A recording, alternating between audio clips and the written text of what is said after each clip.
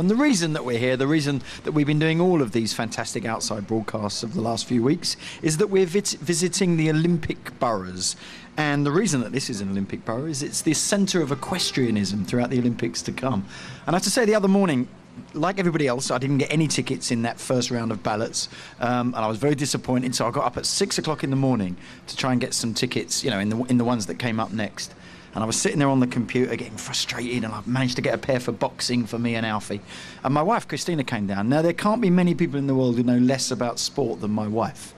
And she said to me, "What tickets have they got left?" And I said, "Well, there's handball." And she went, "No, never heard of that." I said, "There's water polo." And she said, "Get them. Maud likes horses." She said... Now, I had to explain that there's not a lot of horses in water polo, but there is going to be an awful lot of horses in Greenwich come 2012, which is why it's very good that we're talking now to Jodie Maile. And Jodie is the volunteer chair of the London Horse Network. She's got a shirt on saying Hoof on the front, and clearly, I wouldn't describe her as a horsey lady, but clearly she's a lady who likes and knows a bit about horses. Jodie, welcome to BBC London. Thank you. So, the London Horse Network, what's your role in the Olympics and all the build-up to the equestrianism there? The London Horse Network is part of Hoof. That was the Equestrian Olympic legacy. Right. And we wanted to make sure that the people in London, the equestrian in London, could make as much out of this Olympics as possible. And also make sure that everyone starts to realise in London they have got a chance of riding a horse, being near horses. Doesn't matter where you're from. Yeah, because you tend to think of horsey stuff as being out there in the green and pleasant land, yeah, beyond the confines of the M25. But yeah, is there much opportunity to ride horses here in London? Oh yes, we have 70 centres in London. Wow. We have 30,000 people riding already every week in London. So we want to just increase the participation, get more people riding, get fitter. And when you talk about people riding, is this actually doing equestrian sports, or is this people just going out and kind of, riding on ponies, or is it all across the spectrum? All across, anything. As long as people are coming up and riding, spending time with horses, that's good for them. And in the inner city, are there many opportunities there? I mean, obviously we see, people in Hyde Park on Rotten Row looking very posh on their horses and stuff. But what about for more ordinary people? Do they have access to horses much, do you think? Certainly. We've worked really hard with the council and also with local schools. I mean, just talking about the Olympic boroughs, we've got Newham Riding School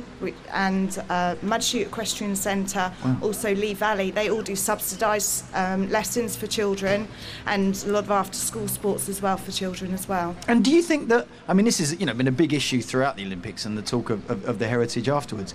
Do you think that seeing equestrianism at its real highest level in the Olympics is going to inspire people to want to get involved?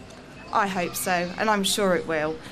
We did the test event only last week, and that was amazing to see all these children who'd probably never even touched a horse before, how excited they were. See, I can't deny you here. I'm a real city boy, and I'm terrified of horses. They can hurt you at both ends.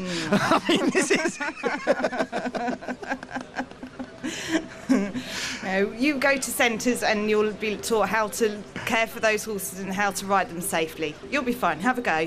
What are you most excited about in terms of the equestrianism at the Olympics?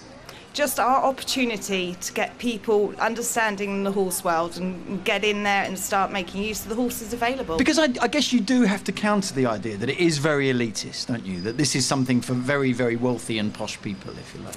It's no longer that way. Again, because of all this subsidised training throughout the London, we're giving that opportunity to anyone to be able to sit on a horse, get in contact with your local riding school and start having a go. I was going to say, if you say get in contact, where's the best place to begin? Is there a website, or is there a kind of, where should people start? Yeah, we're Hoof in town, and go to them, and you just go through the map, find where you live, click on it, and it'll give you all the details for the local riding schools to you.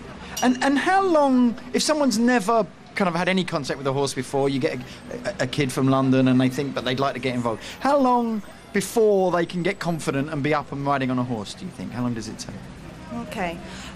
Well, the children's, when we start with the children, they're always held and looked after by an adult, and it's up to the child how much they get keen and want to enjoy it. But after a few weeks, they're feeling confident, love the ponies and having a whale of a time. Well, I'm sure it is going to be, I don't know about whales, but a horse of a time. That seems more apt.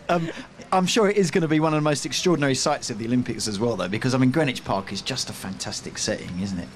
Yeah, when we went to the test event, to be standing at those cross-country fences and seeing Canary Wharf, it's just amazing, absolutely amazing. I have a genuine suspicion that in all Olympics you get these kind of pivotal images, you know, the diving board in Barcelona up on Montjuic and stuff, and I think the Equestrianism over in Greenwich Park is going to be one of the kind of abiding images of London, actually. I think it's going to last in everyone's minds for a long time. Jodie, thank you very, very much for talking to us, and have you got your horse parked nearby?